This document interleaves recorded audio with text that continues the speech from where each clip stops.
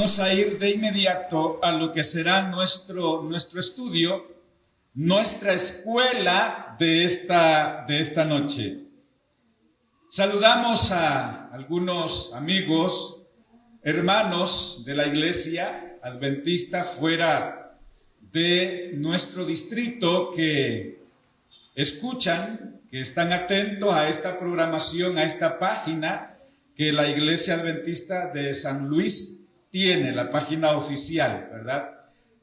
Los saludamos a ellos también, un gustazo saludarles. Hay algunos familiares míos que han estado viendo por diferido y en vivo la vez pasada que estuvimos estudiando acerca de las últimas 3 iglesias de Apocalipsis, capítulo 3. Hoy vamos a tomar un tiempo prudencial para hablar del capítulo 6 de Apocalipsis. El capítulo 6 de Apocalipsis se le denomina los 4 jinetes del Apocalipsis. Yo recuerdo cuando era jovencito, cuando era chiquillo, oír hablar de 4 jinetes del Apocalipsis. Uno se ponía a temblar, le habían infundido miedo, que eso era feo, que eso era satánico. La gente que no entendía, los que enseñaban Biblia en ese entonces prohibían que se leyera ese libro llamado Apocalipsis. Ahora que leo, que entiendo este libro, yo me acuerdo qué barbaridad. Inocente tenía que haber sido, ¿verdad? Para haber tenido ese espíritu cuando yo escuché hablar de los 4 jinetes del Apocalipsis. Los capítulos 1 al 5 de Apocalipsis son la introducción prácticamente de todo el libro de Apocalipsis. Los capítulos 6 y capítulo 7 son el inicio de la parte 1.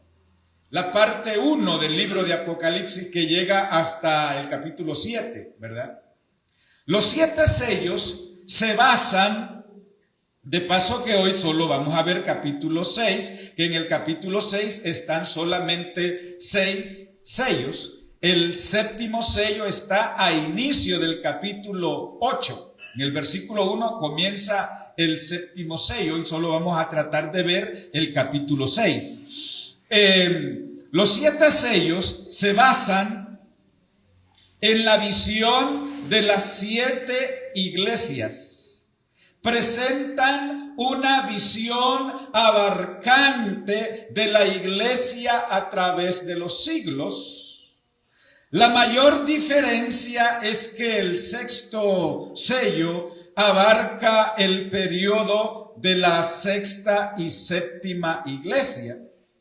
Las 7 iglesias, fíjense que no incluyen un cuadro del regreso de Jesús. Las 7 iglesias solo hablan, describen las 7 iglesias, pero no presentan un cuadro del regreso de Jesús. Pero los sellos sí. Hablar de los sellos es hablar del anuncio de la venida del Señor, que de paso, el 7º sello es impresionante, el 7º sello.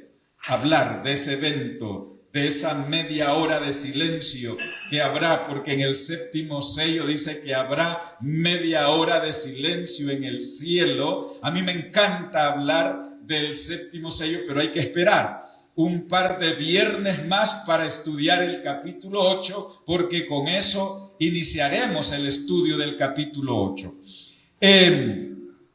La descripción de la apertura de los 7 sellos es similar, totalmente similar al sermón de Jesús de Mateo 24 acerca del fin.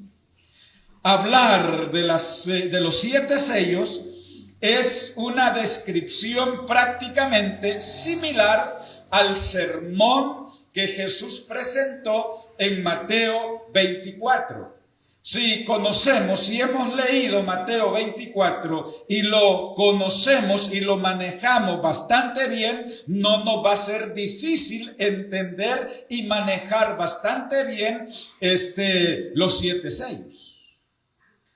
Los dos capítulos están llenos de las mismas ideas, el capítulo 6 y el capítulo 7.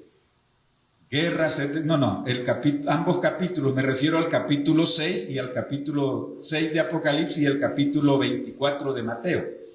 Fíjense que ambos hablan de guerras, hablan de rumores de guerra, hablan de conflictos, hablan de hambres, hablan de pestes, de terremotos, de persecución, de martirio, señales en el sol, señales en la luna, señales en las estrellas. Ambos capítulos, capítulo 6 y el capítulo 24 de Apocalipsis, nos hablan de esto. Pero por eso el significado y la interpretación de los 7 sellos es sencillo y claro. Sí, va a ser bastante fácil habiendo entendido el capítulo 24 de Mateo. Son hermanos gemelos, podríamos decir. El capítulo 6 de Apocalipsis y el capítulo 24 de Mateo. Llamémosles hermanos gemelos. Las 7 iglesias luchan en su desarrollo espiritual contra fuerzas externas que procuran apartarlas de Dios. Las 7 iglesias. Los 7 sellos revelan la guerra espiritual en la cual hay derramamiento de sangre y hay muerte en los 7 sellos. Dice, comienza describiendo Apocalipsis cuando el primer ser viviente llamó al primer jinete, un caballo blanco salió galopando al escenario de la historia, lo que leíamos en el capítulo 6, verso 1 y 2 de Apocalipsis. El color de los caballos es para ponerle atención también, tienen un simbolismo, tienen un significado.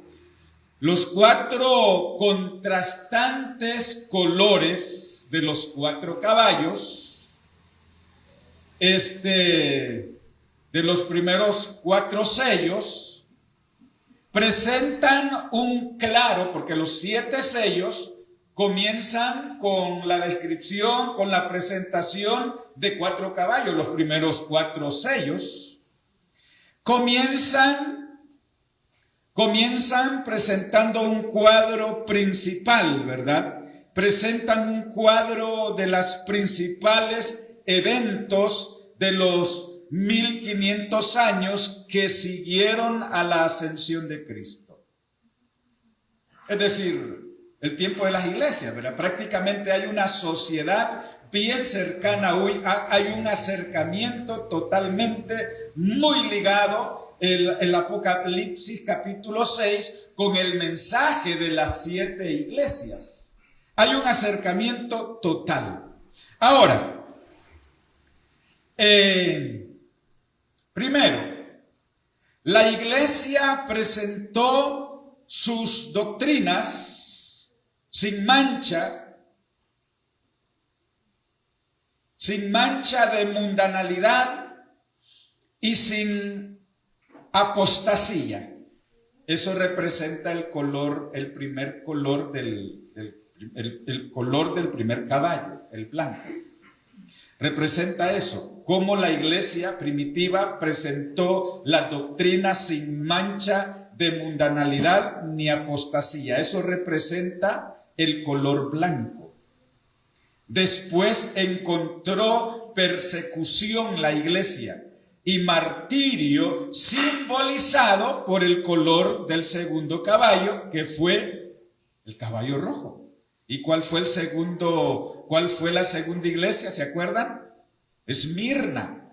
En Esmirna hubo una tremenda persecución, ¿se acuerdan? Hablábamos en la descripción de las 7 iglesias. Por eso aparece un segundo caballo y el color era bermejo, es decir, rojo. Representó a este segundo periodo de la iglesia primitiva, donde hubo persecución, hubo martirio, hubo muerte, ¿verdad? Luego,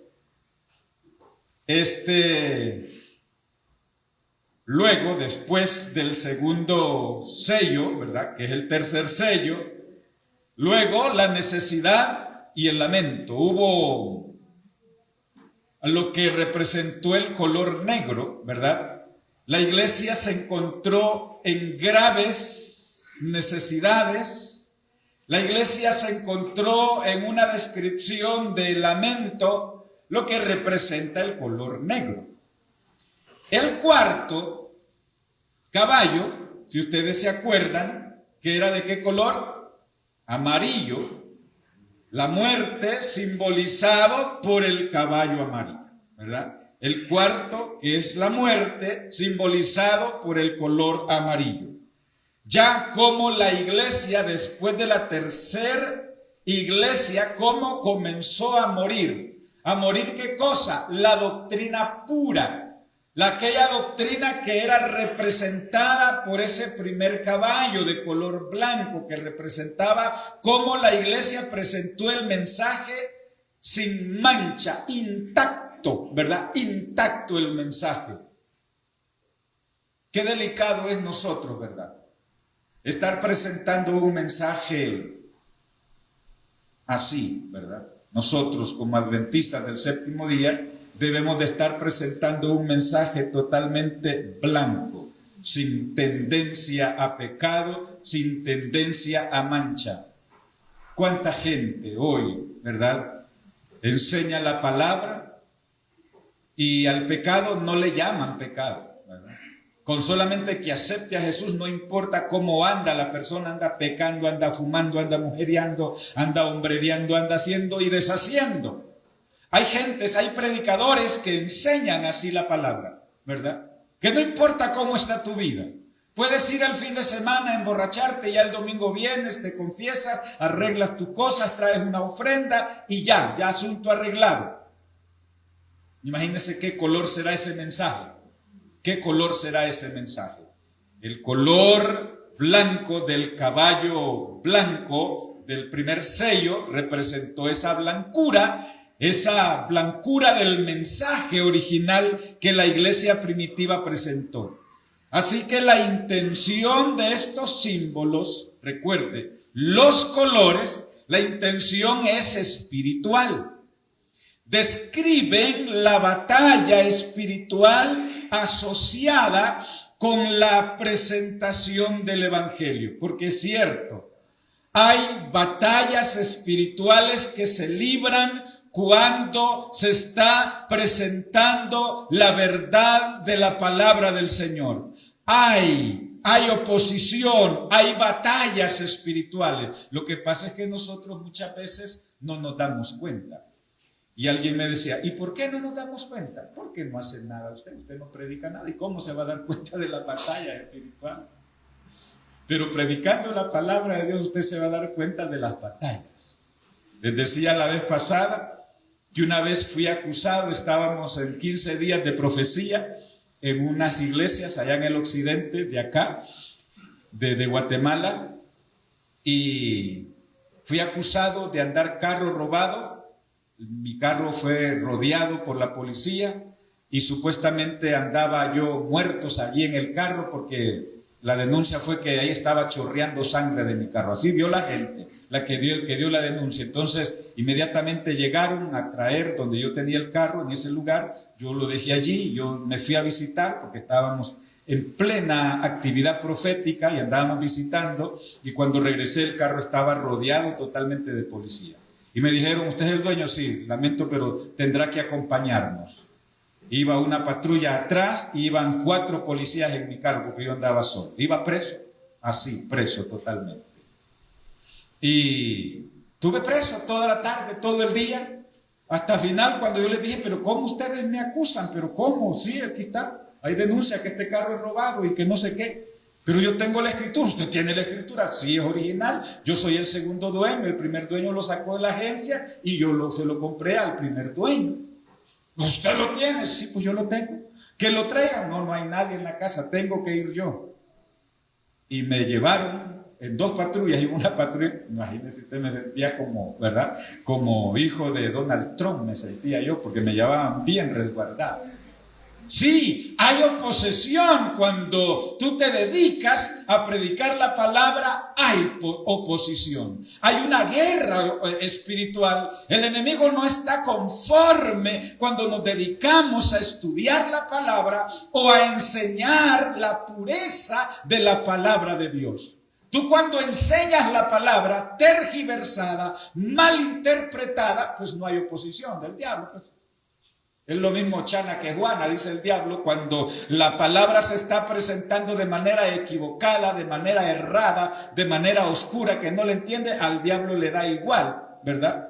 Le da igual. Pero cuando la palabra se presenta tal como lo dice la palabra, es cuando al diablo no le gusta y va a haber batalla espiritual. Así que la intención de los símbolos, de los colores, de los caballos, recuerde, son símbolos espirituales.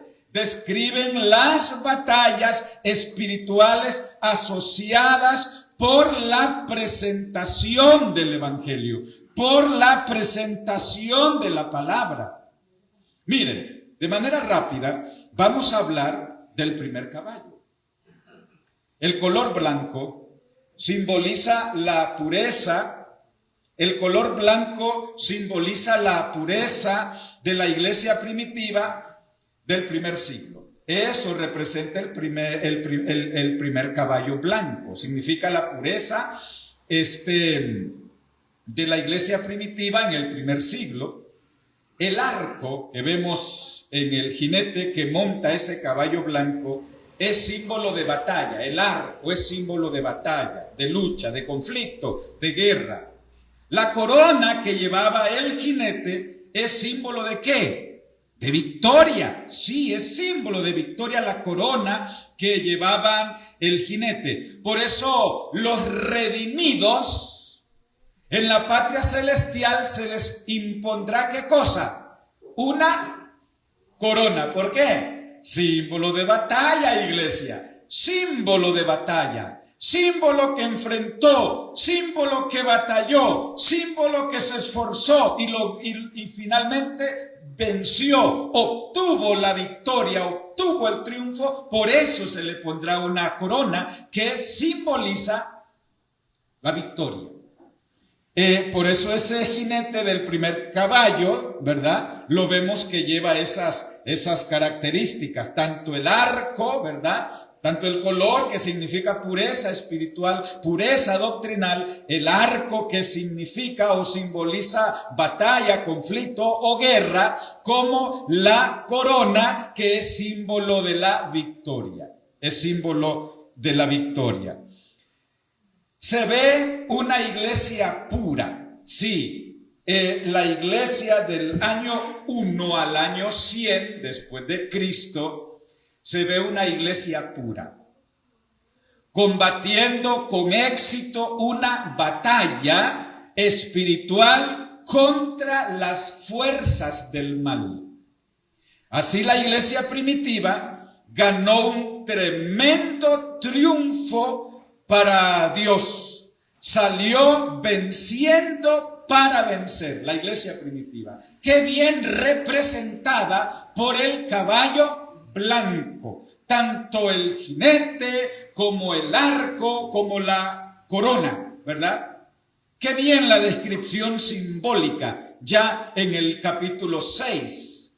Ahora, el segundo sello, que está en los versos 3 y 4 de Apocalipsis 6, recuerde que el siguiente viernes es necesario que traigamos bien leído el capítulo 7, por eso yo no estoy allí verso por verso, porque les dije que cada viernes que viniéramos, pues íbamos a estar leyendo el capítulo, y debimos haber leído el capítulo 6, ¿verdad? Ok, el segundo sello lo encontramos en el versículo 3 y 4, ¿verdad? Del capítulo 6. Al abrirse el segundo sello, un caballo rojo salió galopando por el escenario de la historia. El color rojo en este contexto es símbolo de ¿qué dijimos? De muerte, de martirio.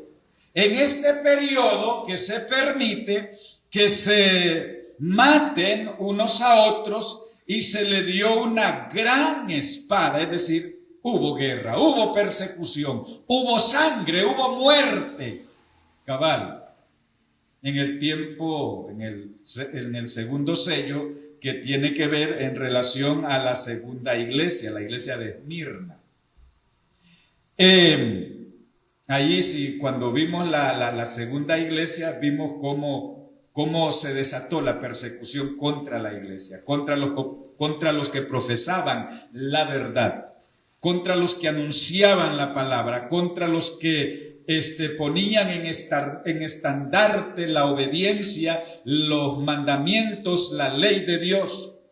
Y hoy se está dejando ver también un núcleo, un reducido grupo de personas en el mundo cristiano que conservan la obediencia, que conservan la lealtad a Dios, que conservan los mandamientos, que tienen distinción en el día de reposo. Note bien, interesante. En este periodo, el segundo sello, que es del año 100 al año 313, se levantó una gran persecución contra los creyentes. Del año 100 al año 313, que es el segundo periodo, que es el segundo sello. Este periodo, como les decía, corresponde a la iglesia de Esmirna. Ok. Avancemos. Versos 5 y verso 6 nos hablan del tercer sello. Versos 5 y 6. Un caballo negro. Salió al escenario de la historia un caballo negro. El profeta Isaías emplea el color negro para simbolizar la apostasía abierta. Allí en Isaías 50, del 1 al 4. Isaías 50, del 1 al 4, según el profeta Isaías, el color negro es símbolo de apostasía abierta.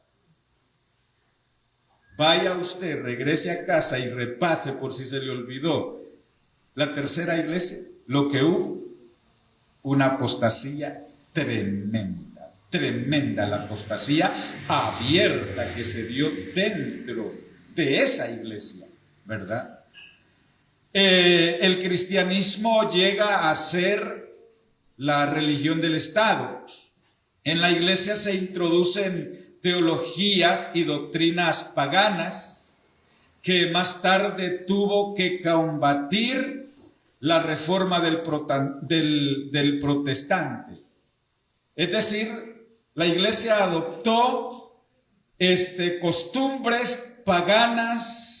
Y hubo una amalgama allí en lo que es la tercera iglesia, que ahorita estamos viéndolo de otro foco, de otra manera, el tercer sello, en Apocalipsis capítulo 6, versos 5 y 6. Este jinete, si ustedes lo ven, trae una balanza en su mano, este jinete. Trae una balanza en su mano. Y el precio de 2 libras de trigo por un denario, que era el salario de un día. Un denario, recuerde que era el salario de un día.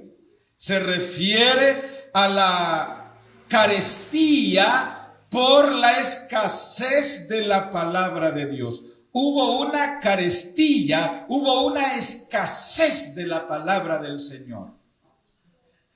Cuidémonos de no caer en ese estado nosotros, que haya escasez de la palabra. Es decir, ¿cuándo es que hay escasez de la palabra? Cuando ni la leemos nosotros personalmente, ni la estudiamos nosotros personalmente, ni la salimos a compartir con otros. A eso se le llama escasez, carestía de la palabra. Ni la leemos, ni la estoy leyendo, ni estoy yendo con otros a enseñarles la palabra del Señor. El tercer sello, la tercera iglesia, tenía esas características. Hubo escasez de la palabra, tanto en lo personal como en la divulgación. Y esto es peligroso, que nosotros estemos pasando esta situación. Por eso el mensaje que el Señor nos hace es que, ¿qué cosa? Que ojalá te calientes, que ojalá mejor fueras, ¿qué? Frío y no tibio. Porque el tibio ese se siente bien así como está, pero el frío busca la manera de calentarse. El que está frío busca con qué enchamarrarse para quitarse el frío. Pero el que está tibio, no, él está bien, déjenlo así como está, no la molesten, déjame, ¿verdad? Déjenlo así como está, porque él piensa que está bien. Esa es la cualidad y la característica del tibio, que piensa que está bien cuando en verdad está mal. Había entonces hambre de la palabra de Dios, la verdad de Dios y de la doctrina de Dios. Había escasez. Encontrarla era muy raro, ¿verdad? Tanto la doctrina como la verdad de Dios, encontrarla era muy escaso, ¿verdad? Encontrarla. Todo mundo el paganismo, ¿verdad? Porque la tercera iglesia se conoce con esas cualidades, que entró el paganismo a hacer pedazo la vida espiritual de los creyentes. Qué bien similar, qué bien parecido vemos este cuadro nosotros. Cómo la iglesia en este tiempo puede estarse yendo a ese margen. El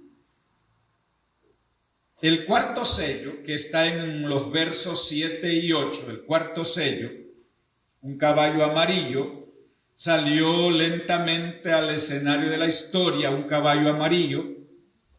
Juan no deja duda del significado de ese color, porque agrega que el jinete se llamaba ¿cómo? Muerte. ¿Se imagina, verdad? El jinete se llamaba Muerte. No deja duda entonces de el significado del color de este cuarto caballo, que era color amarillo. Estaba seguido cerca de ¿qué cosa? Del cementerio, del sepulcro. Qué fea descripción, ¿verdad? Para ser literal, qué fea descripción, pero nosotros sabemos que esto es simbólico, es simbólico.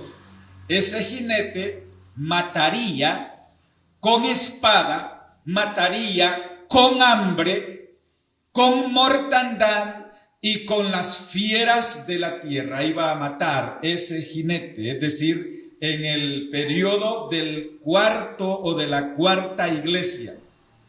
Durante la Edad Media apareció la espada del error, es decir, contraria a la espada del Espíritu. Interesante. Durante la Edad Media apareció la espada del error, la espada de la mentira, pues, que contrariaría a la espada del Espíritu, que es la palabra de Dios. No cabe duda de cómo se enarbola esa espada, la espada del error, ¿verdad? Se enarbola bastante, se hace bastante alusión de esa espada, pero que es espada del error, pero no es la espada del Espíritu, porque la espada del Espíritu es la palabra de Dios enseñada tal como ella lo presenta, la palabra de Dios. Continuaba el hambre por la verdad. Aún se continuaba el hambre por la verdad en el cuarto periodo de la historia de la iglesia, del cuarto sello, se continuaba el hambre por la verdad.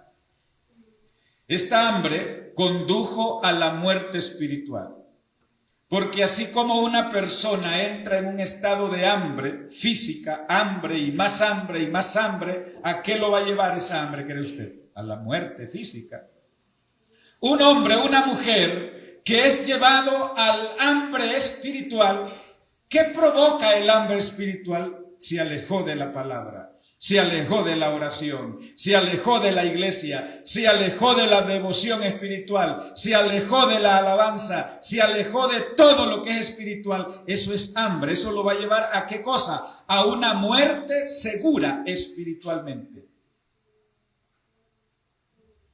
No hace mucho, alguien me dijo, ya no me llame hermano porque yo no más voy a ir a la iglesia.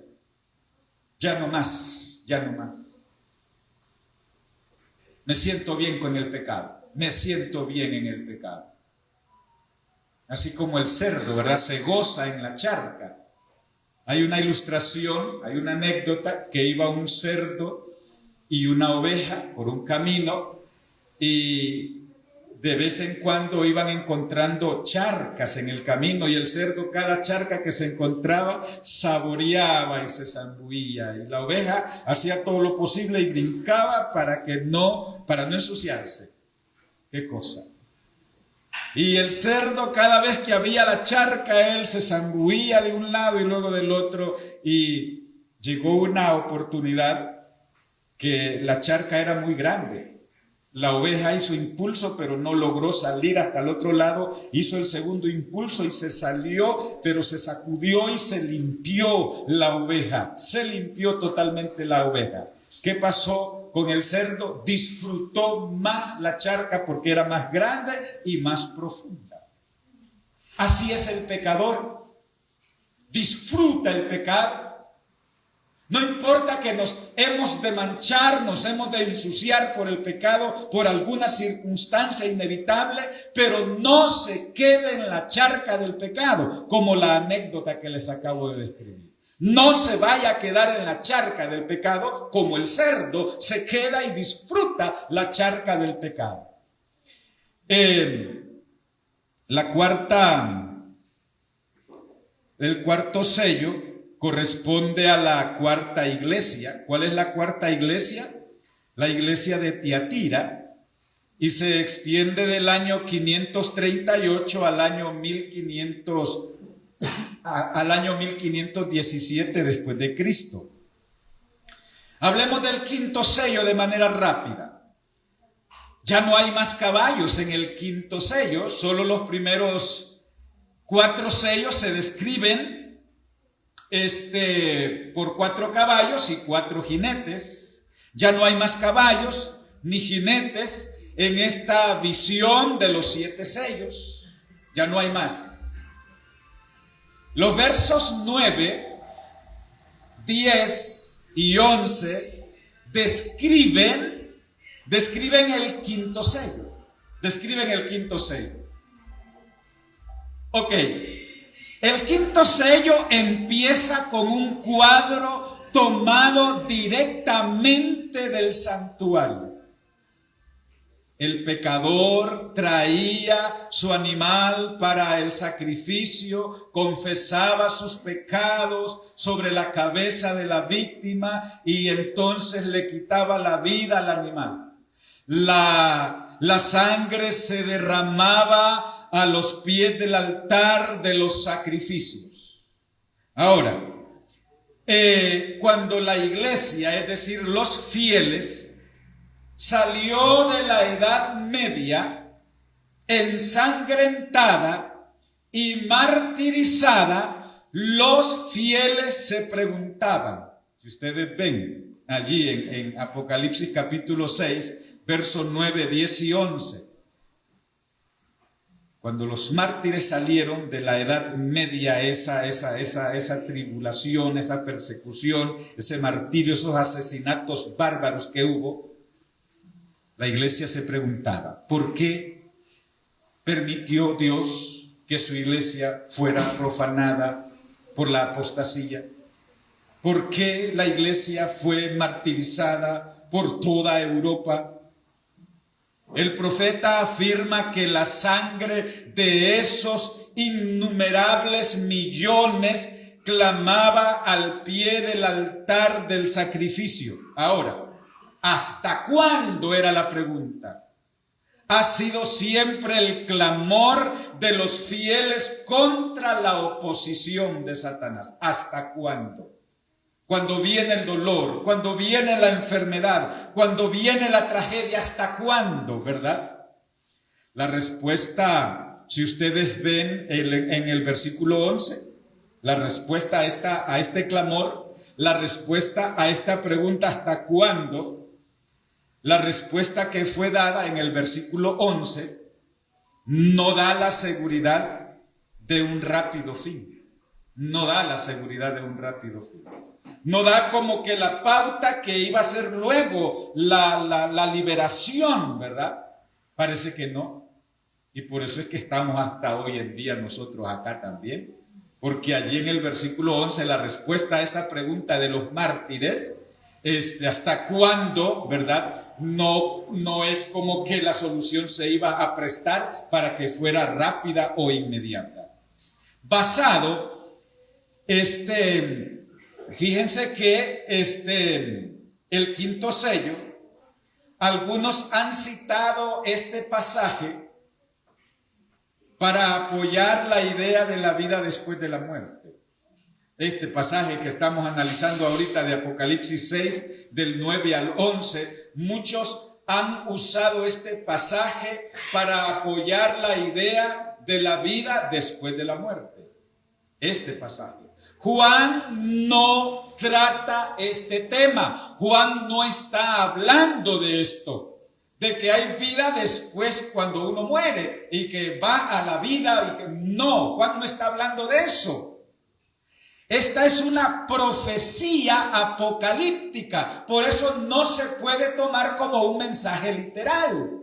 Y muchos enseñadores de la palabra o de la profecía están usando este texto para como apoyar la idea de que hay vida después que la persona muere. El hecho de que Juan vio las almas de los mártires bajo el altar no tiene nada que ver con el estado de los muertos y de su situación en el estado intermedio. Esta visión es meramente una manera de describir el hecho que han sido martirizados por el nombre de Dios. Es decir, cuando se describe esta forma de los mártires en estos versículos, es para describir, es una visión que me trata meramente de describir el hecho que los hijos de Dios, los siervos de Dios, han sido martirizados por el nombre de Dios, han sido martirizados por creer en la palabra, por hablar de la verdad. Eso es lo que está hablando acá la profecía en estos versículos. Así que el quinto sello corresponde a la quinta iglesia. ¿Cuál era la quinta iglesia? Sardis. Va del año 1517 al año 1555 después de Cristo.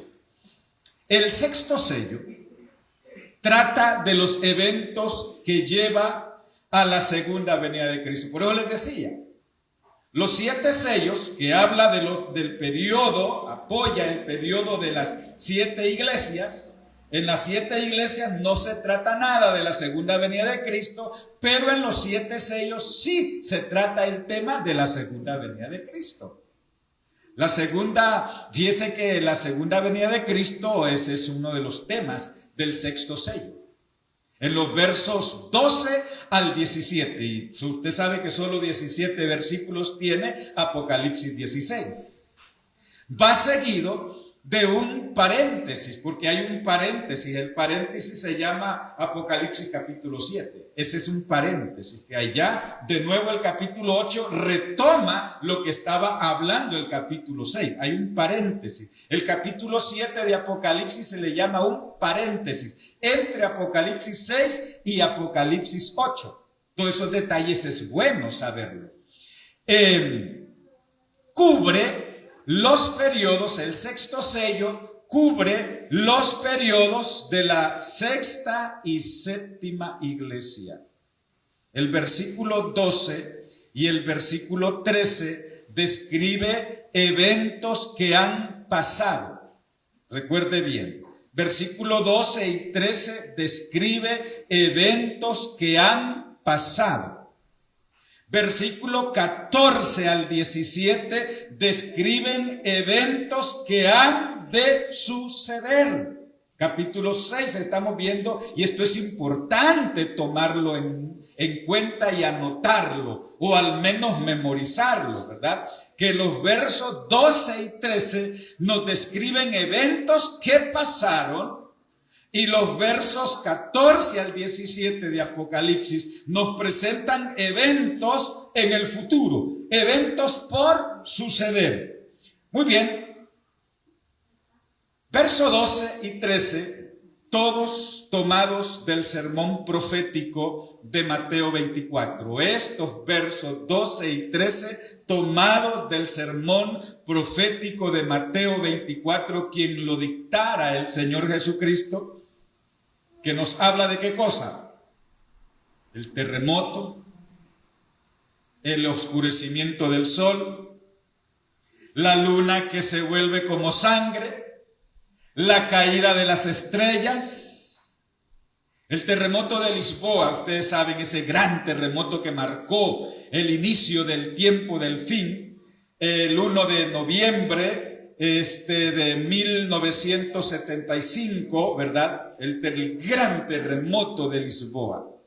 1755, si vamos a la enciclopedia británica, ahí se describe la magnitud y lo destructivo que fue ese terremoto anunciado por la profecía bíblica en el libro de Apocalipsis.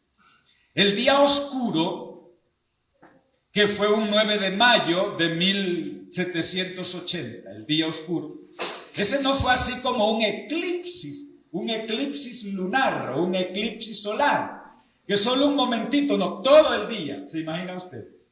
Todo el día. Qué desesperación, ¿verdad? Qué desesperación. Qué bueno estar con un gran desvelo y una gran pereza para dormir, ¿verdad? Y que el día se nos volvió de 30 horas para... Pero la gente activa, la gente laboriosa no va a desear eso. ¿Se imagina la gente laboriosa cómo fue en ese día oscuro? 12 horas de noche y 12 horas de día, pero que fueron de noche también. Eso fue el día oscuro famoso en la historia profética, 19 de mayo de 1780. La luna como sangre, también el 19 de mayo de 1780. La luna se volvió totalmente como sangre. Señales proféticas, señales apocalípticas.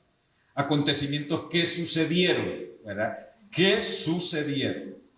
Lluvia de estrellas, es decir, estrellas meteóricas, que sucedió el 13 de noviembre de 1833. Evidencias de la profecía, del anuncio del tiempo del fin, de la profecía apocalíptica. El regreso del Señor en los versos 14, 15 y 16 se describe a los habitantes no preparados del mundo. ¿Cuál era la actitud de los habitantes del mundo en la segunda o en el regreso de Cristo que no habían sido preparados? ¿Cuál es la descripción? Huyendo, corriendo, escondiéndose, pidiendo a los montes y a las rocas que les caigan encima para que los acabe mejor, ¿verdad? Y no ver ese cuadro de la venida del Señor. ¿Quién podrá sostenerse en pie? ¿Se acuerdan ahí? Acontecimiento de la segunda venida de Cristo. ¿Estará vivo alguno de los que podrán ir al cielo? ¿Estará vivo alguno de los que podrán ir al cielo? Es decir, ¿va a haber gente viva que no conocerá la muerte? ¿Habrá un grupo de fieles que estará vivo cuando Jesús venga por segunda vez? Esta es la pregunta que responde Apocalipsis 7. Escuche bien. Casi como que quedamos así inconclusos. Pero el paréntesis que hay entre Apocalipsis 6 y Apocalipsis 8 nos ha de responder esta grande pregunta. ¿Estará vivo alguno de los que podrán ir al cielo? ¿Habrá algún grupo de personas, de fieles, que estará vivo cuando Jesús vuelva por segunda vez? Esta es la pregunta que responderá Apocalipsis capítulo 6 y que por lo tanto no podemos perder. No podemos dejar de atencionar y de estar atentos al desarrollo de este segundo o de este siguiente capítulo de Apocalipsis capítulo 7 para el siguiente viernes. Vamos en este momento, hermanos queridos, a estar de pie y vamos a decirle, cantando al Señor a manera de oración: he decidido seguir a Cristo, no vuelvo atrás, aunque otros vuelvan, yo sigo a Cristo. Vamos a cantar ese canto.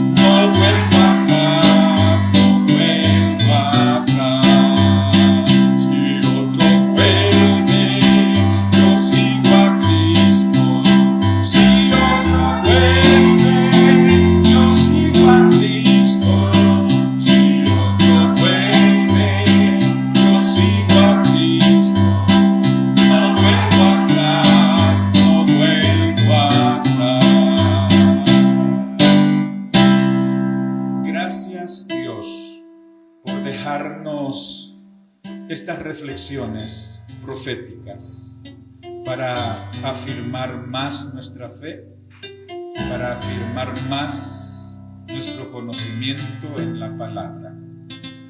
No es nada temerario, Señor, leer, estudiar, detenernos a meditar en este grande libro de la Biblia, como lo es el Apocalipsis. Tampoco es pérdida de tiempo. Sabemos que al diablo no le gusta que se hable de este libro, no le gusta que se estudie este libro, no le agrada, Señor, no le agrada. Y es que la verdad que en el Apocalipsis se le sacan, como decimos nosotros, los trapitos al sol al diablo en el libro de Apocalipsis. Y la verdad que a nadie le gusta que le saquen los trapitos al sol. Por eso el diablo es que no quiere que nadie conozca, nadie repase, nadie estudie el libro de Apocalipsis. Hay veces que genera cansancio, aburrimiento, desinterés, pero eso no es natural. Eso no es divino cuando viene ese arrobamiento a nosotros, desinterés, cansancio o despreocupación por el libro profético. Guárdenos, por favor, denos una buena noche. Que mañana nos podamos gozar, Señor, al venir acá a la iglesia, por favor. En el nombre de Jesús oramos y pedimos estos favores. Amén, Señor. Amén. Una buena noche, mis hermanos. Que Dios nos bendiga a todos por igual.